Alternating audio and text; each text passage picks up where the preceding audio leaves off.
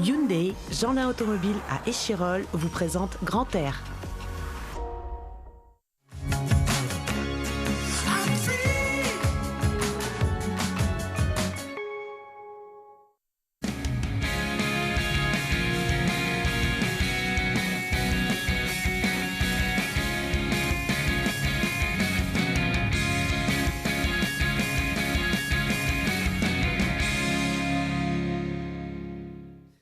Respirez à fond, c'est Grand Air, le magazine de la montagne et des sports de pleine nature de Télé Grenoble. Aujourd'hui, avec nos invités, on va se frotter à la pratique la plus engagée de l'alpinisme, descendre des pentes à plus de 60 degrés et s'envoler des sommets pour s'offrir une grosse bouffée d'adrénaline. Pour parler de ces sujets, j'ai à mes côtés Vincent Cotte. Bonjour. Bonjour. Alpiniste spécialiste de la wingsuit, ancien membre également de l'équipe de France de Free Flight. On va en prendre plein les yeux avec vous tout à l'heure.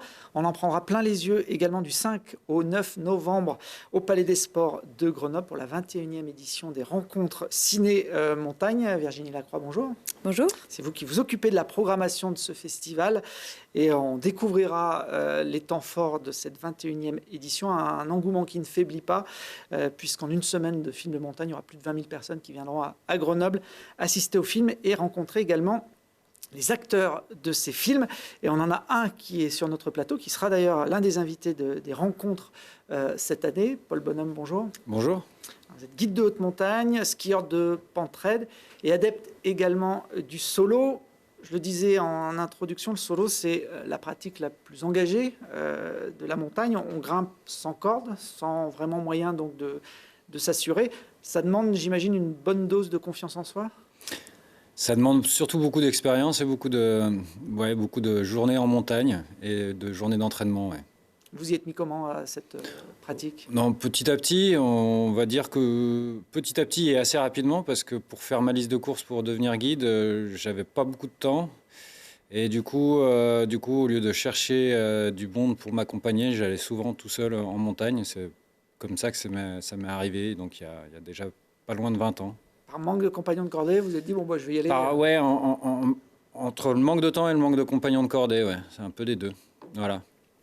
Alors, on vous voit là sur un des coins que vous connaissez bien, puisque vous êtes originaire de Haute-Savoie, c'est la montagne des Aravis.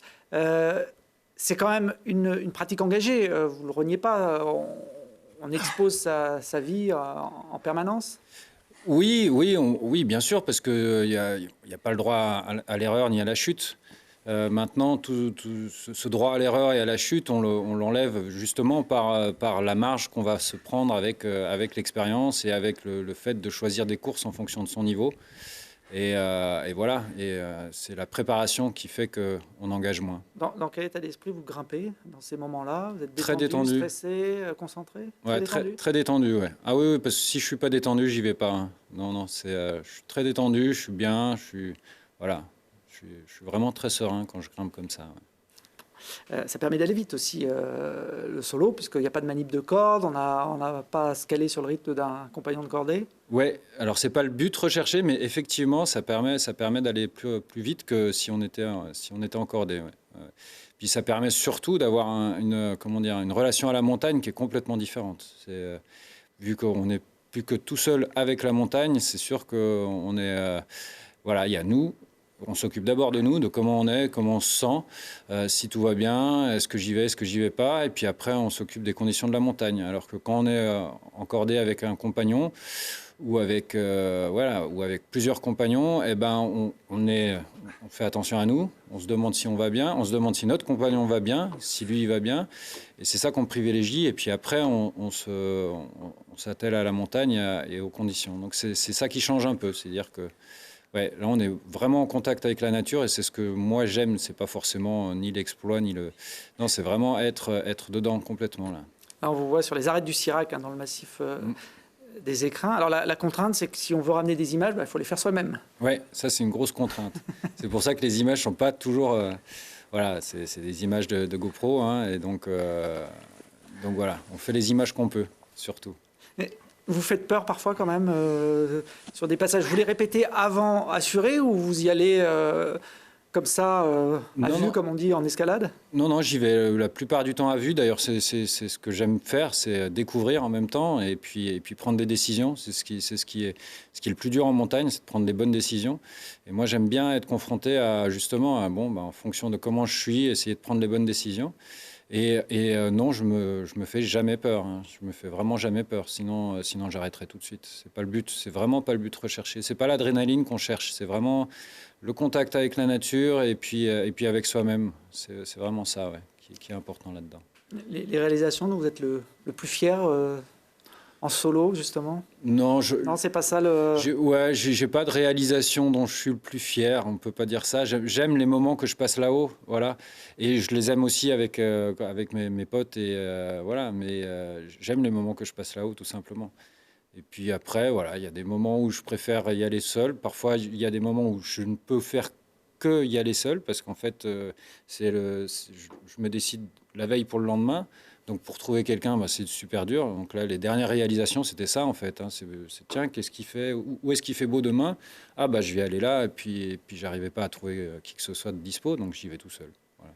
Alors cet été, en solo, toujours, vous êtes offert 8 sommets de plus de 4000 mètres en une demi-journée, même un peu moins, en Suisse, hein, sur une arête, un cirque qui va de Zermatt à Saas-Fee, pour ceux qui connaissent un peu le Valais. Là aussi, une grosse réalisation physique, plus de 4000 mètres de dénivelé à Valais en quelques heures. Ouais. Et ben là, c'est typiquement le cas. Je voulais aller faire quelque chose sur le Viso. Voilà, j'avais ce projet en tête, mais il ne faisait pas beau au Viso. Donc le dimanche soir, je regarde un peu les conditions dans le Valais. J'avais vu le vendredi en passant dans le coin avec des clients qu'il y avait cette arête qui me plaisait bien et je me suis dit tiens pourquoi je vais pas essayer ça. Je me suis renseigné, j'ai vu qu'il y avait déjà quelqu'un, Andreas Stendel, qui avait fait les 5 des 8 sommets que j'ai fait moi en 7 heures. Alors moi je me suis dit ça se trouve j'arrive à faire les 8 en une demi-journée et c'est ce que j'ai essayé de faire. Mais sans voilà, si je m'arrêtais en cours de route, ça m'aurait rien fait. Hein. J'aurais fait la même chose. Un peu plus de 11 heures là, pour enchaîner ce parcours. Pour la petite histoire, c'est sur ces arêtes que s'est tué Patrick Béraud il y a une quinzaine d'années. Oui, c'est entre le sommet du Teschhorn et le sommet du Dôme. Enfin, dans l'autre sens, entre le Dôme et le Teschhorn. Donc lui, il arrivait du Dôme, il allait sur le Teschhorn et il s'est tué sur une corniche par là-bas. Ouais. Intégrale des Michabel, c'est le nom de cette... Cette course, la course au record, il y a quelques Suisses, quelques Autrichiens qui font comme ça du speed climbing, comme on l'appelle. C'est quelque chose qui vous intéresse? Justement, quand vous parliez de comment je l'ai fait, c'est-à-dire que je l'ai fait à vue, moi, je ne suis pas dans quelque chose qui ressemble à des records. Parce que les records, la plupart des gens, ils les préparent. Et donc, ils cherchent vraiment le chrono, alors que moi, je suis plus dans la recherche de la prise de décision et puis la montagne comme on peut la trouver quand on fait de la montagne en amateur ou avec des clients, etc. Donc parfois, ça m'arrive de faire des temps de référence, mais ce n'est pas le but recherché. Le but recherché, c'est avant tout passer une bonne journée en montagne. Ouais. Paul, qui sera l'un des invités des rencontres, Virginie, sur une soirée où justement l'approche un peu solitaire de la pratique. Itinéraire engagé, on l'a nommé cette soirée, et on aura justement un film inédit spécialement conçu pour les rencontres, avec un réalisateur local qui est Pierre Petit, qui va travailler avec Paul sur les images de cette dernière année qui a été riche en ascension, à la fois en pente raide et sur les arêtes des Alpes. Communiquer avec le public là, dans un festival comme celui de Grenoble où il y aura plusieurs milliers de personnes chaque soir, c'est quelque chose qui vous attire? Ça peut être paradoxal avec votre envie d'être un peu seul, un peu dans votre bulle quand vous pratiquez le solo? Mais en fait, moi, je trouve pas ça paradoxal parce que si je fais les images quand je fais mes courses en solo, c'est pour les partager. En fait, moi, j'ai envie de partager une certaine idée de la montagne. Le solo n'est pas, comme je le disais, c'est pas un but en soi. C'est plutôt de l'opportunité. C'est plutôt l'opportunité qui me fait aller en solo parce que je me dis, là, il y a une journée de beau temps, il faut que j'y aille, j'ai envie d'y aller et j'y vais et je suis capable. Plutôt que, je vais absolument faire un truc en solo. C'est pas ça du tout. Donc le solo, c'est vraiment pas un objectif en soi, mais c'est un aboutissement de pas mal d'années d'expérience qui font que je peux me le permettre et j'en profite, quoi. et j'ai envie de le partager. Alors, vous pratiquez aussi une autre discipline où il est difficile de s'assurer, c'est le ski de pente raide, voire de pente très raide en ce qui vous concerne, Paul. Là, on vous voit sur un de vos terrains de jeu favoris, l'aiguille verte avec le couloir Whymper. C'est là aussi une discipline où on n'a pas le droit à l'erreur. Oui, tout à fait. Tout à fait. Bah, c'est un peu, ça se rejoint avec ce que je peux faire l'été, hein, comme enchaînement. C'est-à-dire que on est sur beaucoup d'entraînement à la base, beaucoup de préparation de ce qu'on va faire. On cherche les bonnes conditions, etc. Et c'est ça qui nous permet d'être en sécurité, même si on engage complètement notre corps et notre intégrité en faisant ces virages. Mais encore une fois, moi, je suis très détendu quand je fais tous ces virages. Sinon, je ne les ferai pas. Il paraît que ce sont plutôt ceux qui vous filment, là, pour le coup, sur cette séquence, qui, eux, sont un peu crispés de peur de vous voir chuter. Oui, parce que c'est impressionnant. Sur de la neige dure comme ça, c'est vrai que ça fait un son assez terrible. Et souvent, ce qui se passe, c'est qu'ils ne me voient pas faire le virage, mais ils entendent. Et du coup, ils sont stressés pour moi, parce qu'ils se disent, mais là, il est en train de tomber. Non, je suis juste en train de faire mon virage. Ouais. Donc, c'est ça qui est impressionnant. Alors on va vous retrouver sur une autre séquence près de chez vous, en Haute-Savoie. C'est le côté du Mont Charvin. Ouais, ça c'est la voie qui m'a fait rentrer dans ma saison en 2018 là pour préparer mon projet sur les 4 phases de la verte. Et c'est encore une fois hein, exactement pareil que tous mes projets. C'est la veille, j'avais pris un but sur la Pointe Blanche, un autre sommet dans les Aravis, parce qu'il faisait pas beau, et je me suis dit, bah tiens, demain, qu'est-ce que je pourrais faire? Et à 9h du soir, je me dis, tiens, j'ai repéré cette ligne-là sur le Charvin, sur des photos trouvées sur la toile, sur Internet, et je me dis, bah je vais y monter, je vais voir si ça se skie. Et du coup, là, je suis en train de skier ça sans savoir ce que c'est. Je prends une photo parce que je vois que mon inclinomètre, là, il m'indique un truc, mais je suis pas très sûr de moi. Donc, je prends la photo juste pour la regarder après, pour voir exactement le chiffre qui m'indique, parce que je voyais pas bien. Et puis en fait, j'ai partagé, je me souviens très bien, j'ai partagé ça sur les réseaux sociaux, et puis c'est quelqu'un sur Facebook qui a dit mais c'est 67 degrés. Et j'y crois toujours pas trop en fait. Je suis pas sûr que l'inclinomètre ait bien marché, parce que 67 ça me paraît très très raide quand même. Au-dessus de 60, c'est de toute façon un ski extrême, on peut le dire comme ça. Personne n'était encore allé vérifier si ça faisait bien 67 degrés. Là, non, il faut que j'y retourne. Je vais y retourner, je pense. Je vais y retourner parce que ça m'intrigue quand même. Sur des pentes aussi raides, on skie pas vraiment, on saute d'un virage à l'autre. Ouais, bah là, faut se dire, sur les images, on voit que je fais le virage. Après, le virage, en fait, entre le haut, l'appui et puis le bas, il y a 2-3 mètres de différence. Donc c'est un saut vraiment quasiment pas à la verticale, mais pas loin. Et du coup, oui, on ne peut pas faire un virage comme on fait un virage typiquement en ski classique, quoi. C'est vraiment, c'est autre chose, que c'est une autre filière. On est très très dynamique, et il faut être très bien placé sur les skis pour la réception. Ouais. Il y a aussi une autre règle dans le ski extrême, c'est qu'en général, on ne déchausse pas, même quand la neige se fait rare. Non, ça, c'est pas une règle. Hein. Ça, c'est votre règle à vous. Voilà, chacun fait comme il veut. Chacun fait comme il veut, mais c'est vrai que... Bon, après, il faut se méfier aussi des images qui avec le grand angle des caméras GoPro, exagèrent un peu les pentes. Mais ce qui est sûr, c'est que moi, je trouve que si j'amène les skis là-haut, c'est quand même pour essayer de skier le maximum. Là, j'estime que je suis en sécurité, ça me plaît. J'ai pas de c'est pas du tout si je le sentais pas, j'enlèverais les skis et puis j'irais à pied, hein, mais comme là je me dis ça passe à ski, ça va bien, donc je le fais avec les skis. Voilà, c'est juste ça, c'est pas forcément une règle, hein. Il y a eu des moments où j'enlève les skis parce que c'est vraiment débile, hein. Donc voilà, là j'ai senti que c'était pas trop débile, donc que ça pouvait passer. Ouais. Ski caillou évidemment. Non, c'est... voilà. Oui, vous n'allez pas sortir la vieille paire un peu en fin de vie pour faire ce genre de choses. Mes sponsors, ils savent très bien qu'ils vont devoir me donner plusieurs paires par année. Voilà. Ils peuvent vérifier le bon usage que vous en faites. Vous êtes aussi un des rares skieurs à avoir skié le Nant Blanc. Alors, le Nant Blanc, c'est un petit peu le Graal, on peut dire, pour les skieurs de pente raide. C'est cette face qu'on voit qui descend depuis le sommet de l'Aiguille Verte à Chamonix. Ouais. Ouais, bah ça c'est la chance que j'ai eue en 2018 de trouver les bonnes conditions et puis le bon partenaire. Là, pour le coup, j'étais pas seul, hein, j'étais avec Vivian Bruchet. Ouais, donc on a eu cette chance de pouvoir skier dans cette face extraordinaire. Il y a plusieurs raisons à ce qu'elle soit extraordinaire, hein, parce qu'elle elle est au-dessus de la vallée de Chamonix, donc voilà, elle est sur un sommet mythique, l'Aiguille Verte. Et elle fait plus d'1 kilomètre de long, ça fait 1100 mètres de dénivelé, donc ça c'est très rare à trouver dans les Alpes, hein, des faces comme ça. J'ai pu skier la Dent Blanche aussi, les images d'avant c'était sur la Dent Blanche dans le Valais suisse, c'est pareil, elle fait 1100 mètres de face, donc c'est très rare à trouver. Et puis on a eu des conditions qui nous ont permis de faire une belle variante du Dent Blanc classique avec Vivian, donc ça c'était chouette. Mais comme le dit si bien Vivian, c'est vrai qu'en ski de pentraide, c'est comme si on était en solo, quoi. Donc, même si on est avec un partenaire. Oui, ça change pas grand-chose. On va vous voir dans cette descente, dans un passage clé.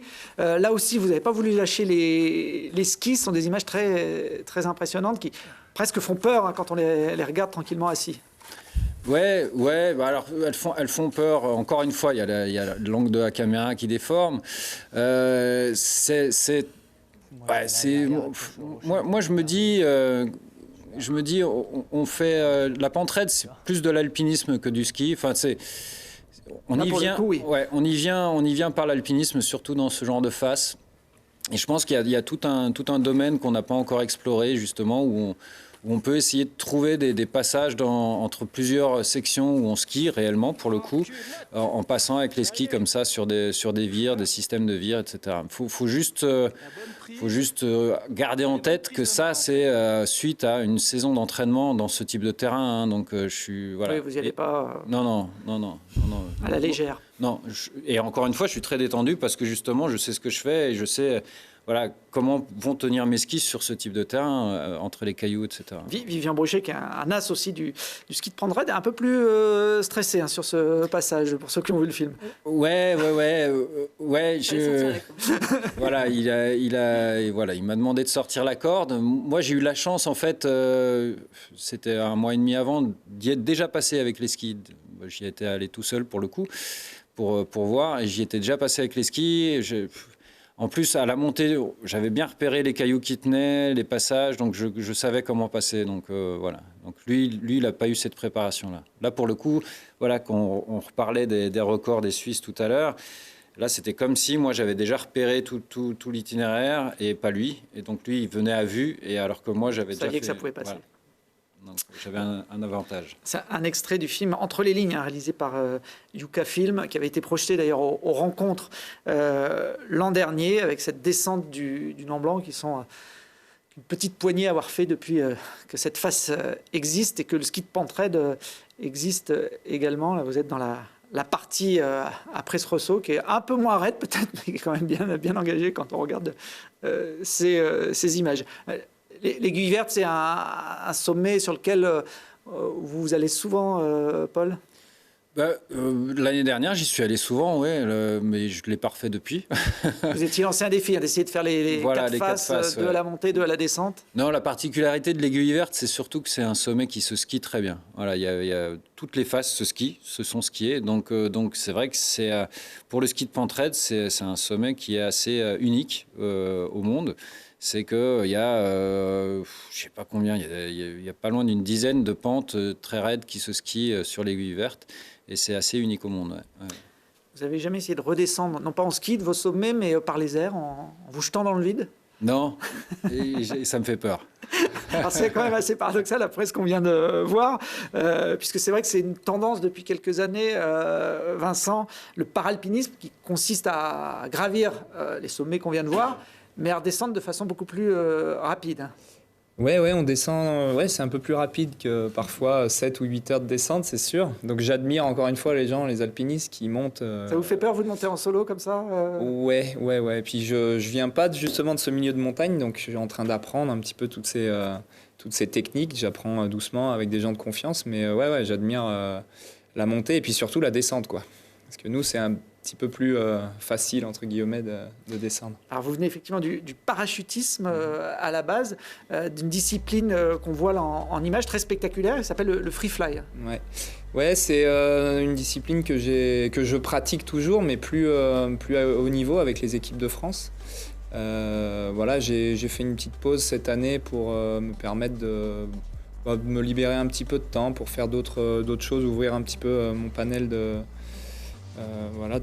hobby et tout ça.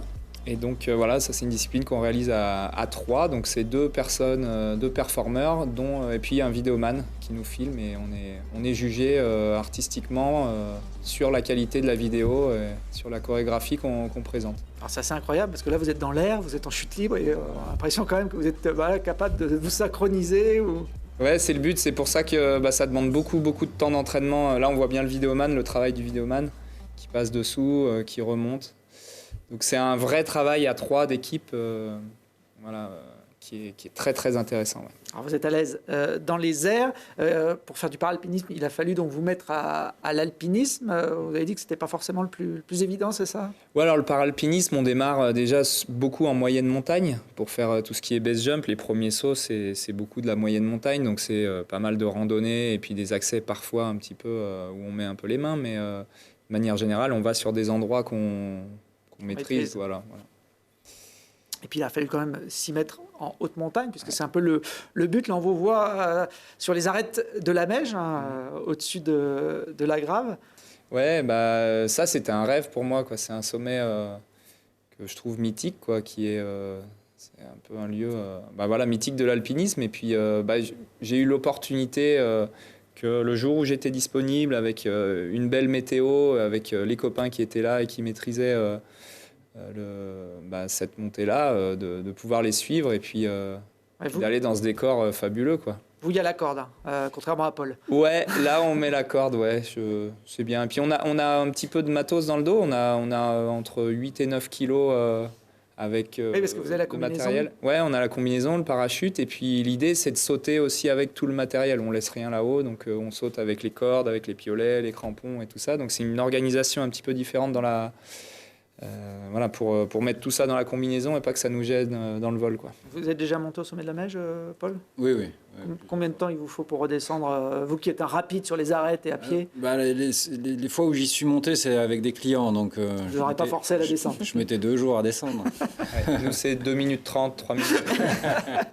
On va voir justement comment Vincent est capable de redescendre de la Meije. Vous êtes monté par le versant nord et là vous sautez sur le versant sud de la montagne. C'est ça, et on arrive à faire le tour justement en passant par cette brèche qui est sur la droite là, et on revient face nord, on revient poser à la Grave. Là vous êtes près du glacier Carré. Le glacier Carré, voilà. Qui connaissent, suspendu là. On est monté face nord, on saute face sud et ensuite... Vous passez par la brèche de la Meije, c'est ça? Exactement, on passe ici, là, voilà, on va passer... Elle est là, la brèche de la Meije, on la voit bien. Voilà, donc ça permet de faire un vrai voyage. C'est un vrai voyage, quoi. Ça c'est vraiment mythique, un saut mythique, et... je remercie d'ailleurs François Gouy qui a ouvert ce saut-là, donc qui a été le premier à sauter de cet endroit-là, quoi. Donc grâce à lui, on peut y retourner, on sait que c'est possible, et puis du coup on peut aller s'amuser sur ces vols-là. Mais après vraiment ce que je trouve génial, le vol, c'est un peu la cerise sur le gâteau, mais toute l'approche elle est fabuleuse, quoi. Les 2 jours d'approche avant, c'est ça qui fait que le saut est beau, quoi, derrière. Combien de mètres? Vous êtes à plus de 3009, vous arrivez à 1400 à la Grave, là, tout en bas? Ouais, c'est ça, même un petit peu plus. Ouais, on a 2600 mètres, je crois, de dénivelé. Et donc, avec les technologies actuelles, les wingsuits, là, on arrive à avoir des finesses qui vont jusqu'à 3. Donc, on descend de 100 mètres, on avance de 300 mètres. Donc, ça nous permet de faire ça, ce genre de voyage. Là, on parcourt des distances qui sont quand même assez impressionnantes avec un petit bout de tissu, quoi. Donc évidemment, la pratique du parachutisme et la connaissance de son corps en l'air, ça permet de voler, de bien voler son vêtement et de pouvoir faire des choses comme ça, quoi. Donc c'est pareil, c'est l'aboutissement de plein de disciplines, de techniques de vol qui nous permettent après, encore une fois, je rejoins Paul, d'être détendu quand on fait ça, quoi. Parce que ça paraît un peu fou pour la la plupart des gens, mais en fait, pour nous, c'est la continuité de plein de choses, quoi. On se sent bien, quoi, quand on fait ça. On imagine que oui, ça fait une bonne bouffée d'adrénaline. Vous arrivez à quelle vitesse là sur le village de la Grave? En fait, on peut vraiment varier notre vitesse, mais on est entre 200 et un petit peu plus, quoi. On peut même aller de 140 km/h, des vitesses très faibles, à en piquer plus de 250 km/h, quoi. Donc on a une belle plage de vol, et puis après, on va se poser avec notre parachute. Il y a 3 minutes, il était Ouais, c'est ça. à pratiquement 4000 mètres d'altitude sur les arêtes de la Mèche, où il n'est jamais évident de redescendre, qu'on soit guide de haute montagne ou client. Ça vous tente pas, Paul? Non, moi vraiment ça me fait peur, comme on a un peu parlé avant l'émission, et moi j'ai aucune notion de mon corps dans l'espace au-delà des 2 pieds sur terre, quoi. C'est-à-dire que dès que je suis en l'air, j'ai très peu de notion de mon corps dans l'espace. Je ne sais pas faire un backflip, par exemple. Voilà. Ça s'apprend. Ouais. Ça prendrait. Ouais, je suis vieux maintenant. Alors c'est une discipline encore assez jeune, il y a plein de choses à faire, plein de sommets à ouvrir, comme on dit. Là on était dans le massif des Écrins, on vient un peu plus près de Grenoble, ça c'est Beldon, c'est la croix de Beldon pour ceux qui connaissent le site, avec le lac Blanc, puis un peu plus loin le refuge Jean Collet, puis la vallée de Grenoble en dessous. C'est un saut que vous avez réalisé cet été. Ouais, alors j'ai fait la toute première l'année dernière, voilà, en 2018. Donc là, on passe le col de la Balmette. C'est pareil, vous faites le tour de la montagne. Voilà, c'est ça. Donc c'est un saut qui avait jamais été réalisé en wingsuit, parce que pour aller au lac Blanc, justement, c'est des distances qui sont trop grandes pour nos wingsuits. Donc en fait, ça faisait un petit moment que j'étudiais sur la carte. Je voyais le col de la Balmette, je me disais tiens, on doit pouvoir passer, faire demi-tour. Donc en étudiant bien les performances de ma combinaison, et voilà, j'ai vu que ça faisait. Donc je suis monté. Attention, je suis monté en solo aussi. Non, je suis monté tout seul ce jour-là. Et puis j'ai pu réaliser ce vol qui, pareil, c'est un super voyage.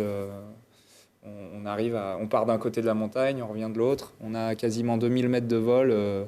Sur un super relief, quoi. On part au-dessus d'un glacier, on arrive sur des pentes d'herbe. Enfin, là, vous plongez dans la vallée de l'Odol, côté Oisan. Ouais, c'est ça. Et après, on joue un peu sur la forêt. Et uniquement, vous repérez uniquement le parcours, entre guillemets, sur carte avant de vous lancer. Évidemment, ça ne peut pas se répéter. Si ça n'a jamais été fait, ouais, c'est un gros repère avec, sur les cartes. Et puis confiance en l'hygiène. Ouais, on utilise aussi un télémètre laser maintenant. Avant, on jetait des cailloux pour voir la distance verticale. Et maintenant, pour être plus précis, on a un télémètre laser qui nous indique réellement, par exemple, à 100 mètres, on a 20 mètres d'avancée, à 130 mètres, etc. Donc on va pouvoir vraiment cartographier notre saut sur place et se dire, bon, là, je peux sauter ou je peux pas sauter, quoi. Comment on rentre quand on se retrouve à l'opposé de l'endroit où vous êtes parti? Eh ben non, parce que je suis monté de ce côté-là. Ah, vous êtes monté de ce côté-là. On appelle ça une autonavette. Je suis parti de ma voiture. J'ai monté 1900 mètres de dénivelé, je crois, et puis j'ai sauté, je reviens à ma voiture. Donc ça, c'est pas mal. On parlait tout à l'heure du Mont Blanc, un peu comme le Graal, la Mecque du ski de pentraide.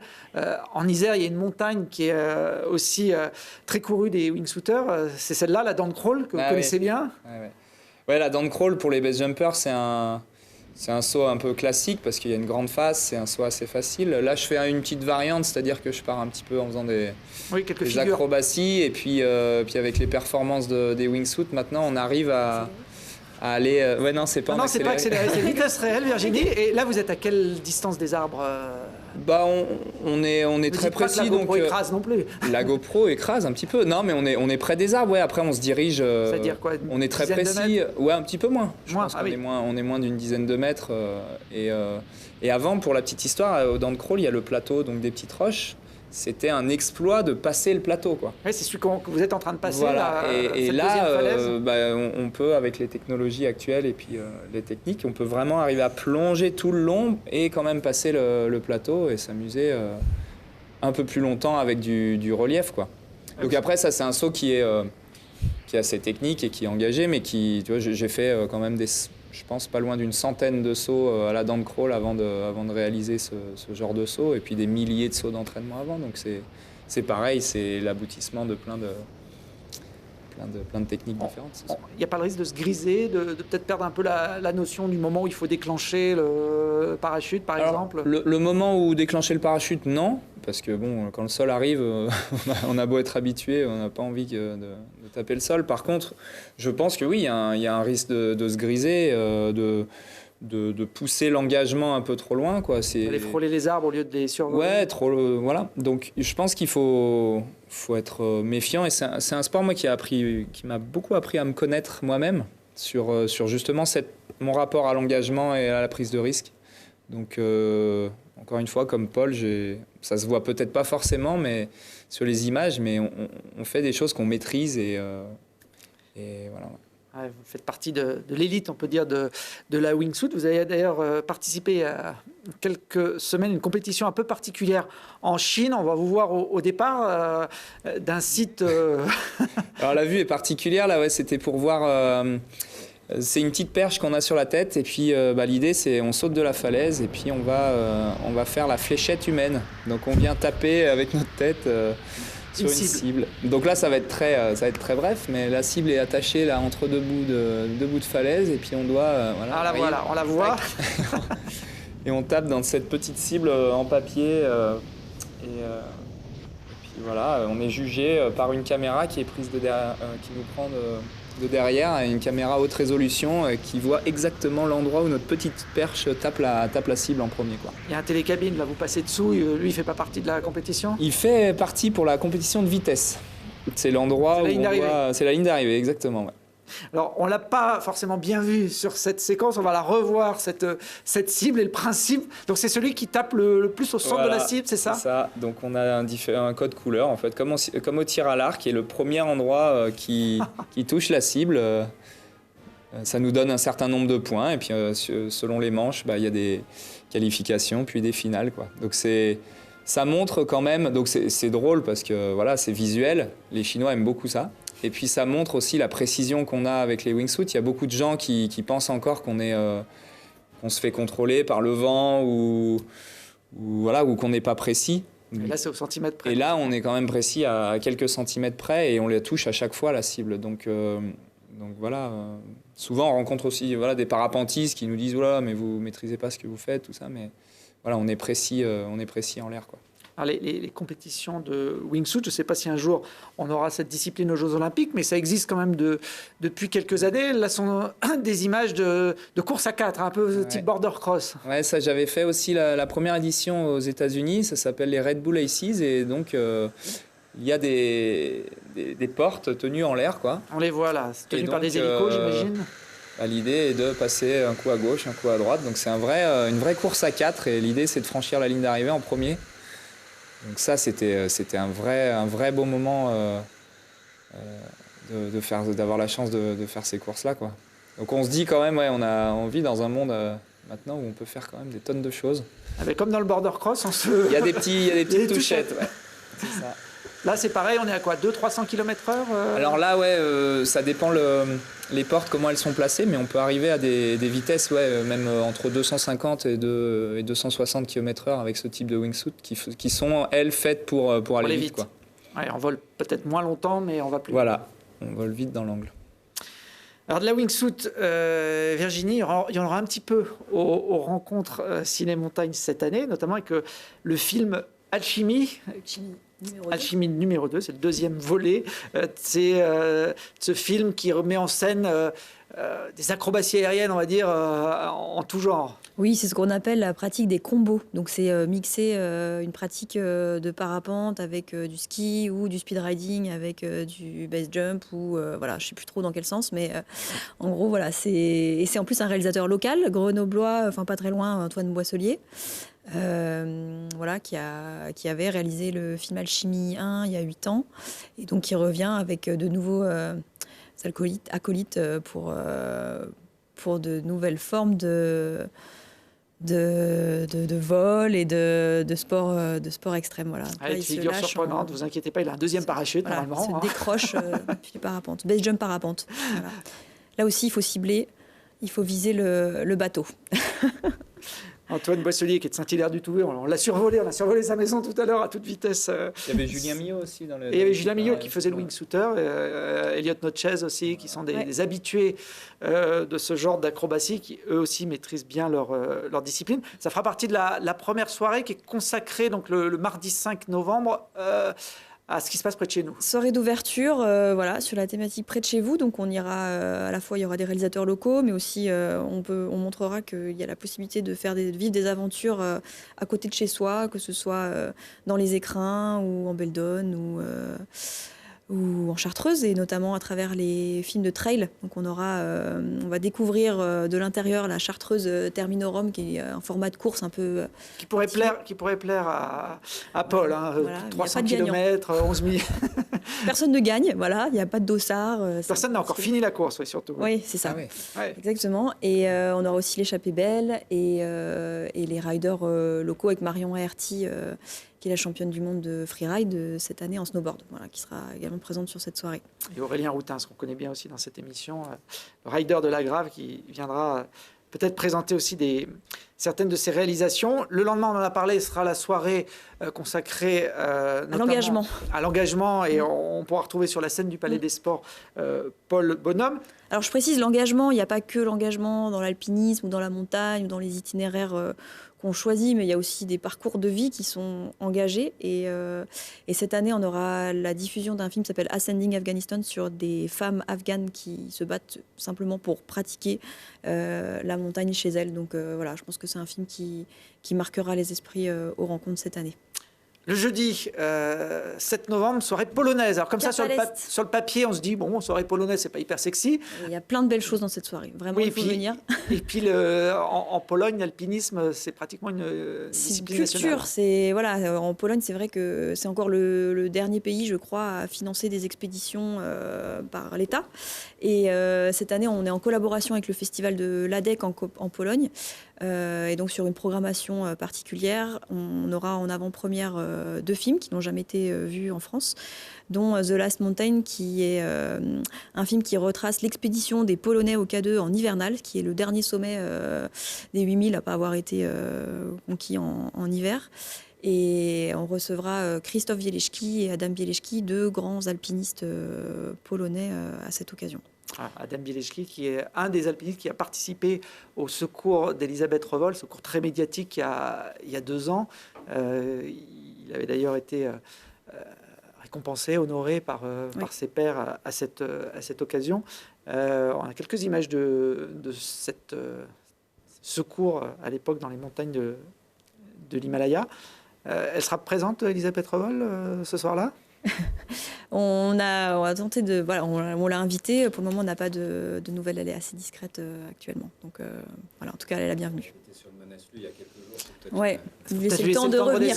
Elle n'a pas la technique de Vincent pour redescendre en quelques minutes. Les Polonais qui sont bons à la montée, qui sont pas mauvais aussi à la descente, et notamment en ski engagé. Je croyais à la descente. À la descente, ça je sais pas. Ça je voudrais pas me risquer, mais là on a des images d'André Bargiel, qui est donc un autre alpiniste polonais qui avait réussi la première descente du K2 en ski en 2018. On doit être sur des pentes un peu similaires à celles que vous pratiquez dans les Alpes, Paul. Un peu moins raide. On ne peut pas skier tout à fait les mêmes pentes quand même à ces altitudes-là. Donc on est même si, voilà, encore une fois, là il est dans du raid. Hein. C'est pas plus facile, non, parce qu'il y a l'oxygène qui manque, mais c'est vrai qu'on a moins de marge. Donc, vous avez eu quelques expériences en Himalaya il y a une dizaine d'années ouais, même pas. Hein. En 2016, j'y étais encore au Pumori. Ouais. J'avais essayé de descendre la face sud-ouest à ski. Ouais. Donc, ouais, j'ai fait quelques expés par là-bas. Ouais. J'y suis allé une dizaine de fois en Himalaya. Ouais. Vincent, vous n'avez pas sauté de ces montagnes 6-7 000, voire un peu plus haut encore? Là, ça fait des vols peut-être encore plus longs? Alors, pas plus long, non. Étonnamment, le dénivelé total des sauts, les plus gros sont en Europe. Mais ouais, en fait, ce qui est attirant, c'est d'aller découvrir tout plein de montagnes. Donc celle-là, ça en fait partie. Mais pour l'instant, je ne me sens pas encore les les capacités, ça c'est Valérie Rozov. C'est pas vous, voilà. C'est le record, le plus haut saut en wingsuit jusqu'à maintenant, qui était là, à plus de 7700 mètres. Là, c'est encore une fois, il faut être un alpiniste avant tout, et puis ensuite le saut, c'est relativement facile, c'est l'accès qui est le plus dur, quoi. Donc ouais, c'est sûr que c'est intéressant, mais pour l'instant, je vais rester un petit peu par là. Mais par contre, voilà, l'idée, c'est de découvrir les montagnes un peu dans le monde entier. Donc la Nouvelle-Zélande, la Norvège, les Alpes, déjà, il y a beaucoup à faire. Donc voilà, voyager dans ce but-là, ça me plaît bien. Ouais.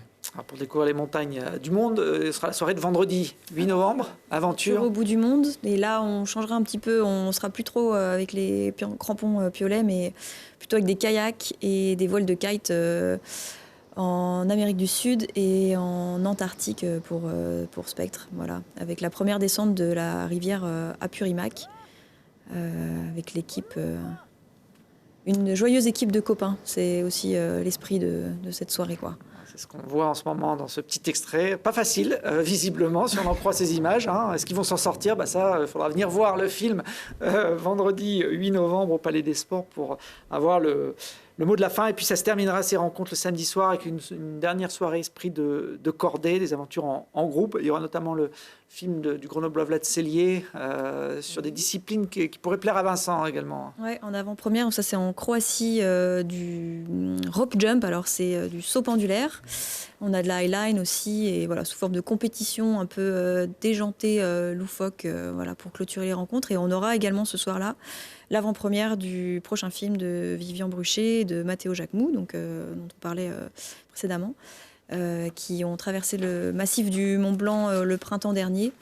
Pour un printemps suspendu, ce sera le nom du film, et on passera par les sommets iconiques des Alpes et avec des ascensions assez harassantes, semble-t-il, et des descentes en pente raide de nouveau.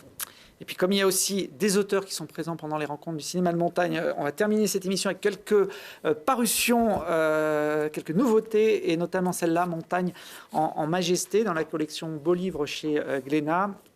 C'est un livre signé Robert Bosch, qui est un alpiniste suisse, qui est devenu ensuite photographe et qui présente dans cet ouvrage le fruit de plus de 40 ans de passion pour la montagne. On voyage au fil des pages un peu partout sur la planète. Quand je regarde son œuvre, c'est comme si l'esprit du monde nous avait surpris dans notre passion. C'est pas moi qui dis ça, c'est Reinhold Messner. Voilà, un livre de 320 pages, 39 €, mais ça peut faire une bonne idée de cadeau de Noël. Je ne sais pas si la Maison Glénat sera présente au Oui, elle sera présente. D'ailleurs, Robert Bosch était le photographe qui a beaucoup suivi Jülich. Donc il y a beaucoup d'images de solo dans ce livre. Moi, je l'ai lu cet été, je vous le conseille, Philippe Kerr, Ésaü, j'espère que ça se prononce bien. C'est un polar dans le monde de la montagne. L'histoire se déroule dans le sanctuaire des Annapurna avec une équipe d'alpinistes à la recherche du Yéti. Et ceux qui doutent encore de son existence, quand ils auront lu ce livre, ils sont peut-être un petit peu moins sûrs de leur conviction. En tout cas, il y a un vrai suspense. Et c'est aux éditions du Mont Blanc de Catherine Destivelle. Encore un petit livre, Les Grandes Joras. Je ne sais pas si vous les avez sautés, c'est un projet. Vincent. C'est un projet, ouais. Ça se fait aussi en wingsuit. Là, c'est Claude Gardien, guide des journalistes, qui revient en 240 pages sur l'histoire de cette montagne mythique depuis sa conquête par Whymper en 1865, et une face nord qui, évidemment, a été le théâtre de nombreux drames ou faits de gloire, notamment les années 80 et 90, où les grands alpinistes français se battaient à coups de chrono dans cette montagne. Voilà. On a encore une toute petite image. Si on a le temps, on va la voir. C'est un saut près de chez nous, très spectaculaire aussi. On est où là, Vincent ? Là, on est au massif des Grands et Petits Vents, à Beldon. Et donc c'est un saut qui avait jamais été sauté. Donc j'y suis allé en passant sur la route pour aller justement à la Meije. J'ai vu cette falaise. Elle était bien orientée là. Du coup, je me suis dit tiens. Je vais aller voir si ça se fait. Et puis la particularité est que j'ai trouvé 3 exits différents en 3 jours. Donc sauter de 3 endroits différents. Et puis c'est des lignes qui se tunnellent pour aller s'amuser un petit peu dans le relief. Et voilà. Là, vous plongez sur Rio Pérou, Livet-Gavet, tout ce secteur là qui permet d'accéder à Lausanne. Ouais, donc on a 1800 mètres de vol pour une marche relativement courte. Donc ça, c'est sympa. Toujours pas tenté, Paul ? Non. Bon, tant pis, j'aurais essayé de vous mettre à la wingsuit. Merci en tout cas tous les trois d'être venus. Moi, j'aurais beaucoup de plaisir à vous retrouver pendant cette semaine au Palais des Sports pour les 21e rencontres ciné-montagne. On va se quitter avec une petite minute du teaser de l'édition 2019. À très vite pour d'autres aventures.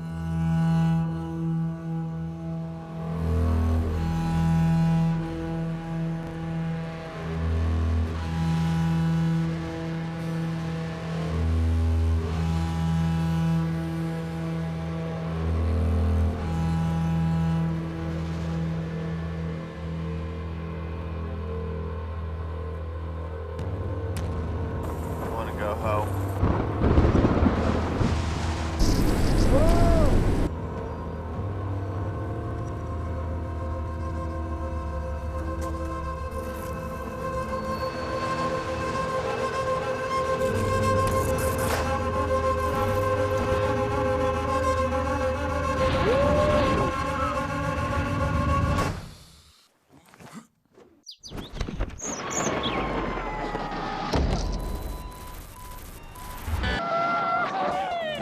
Shit, you saved my life.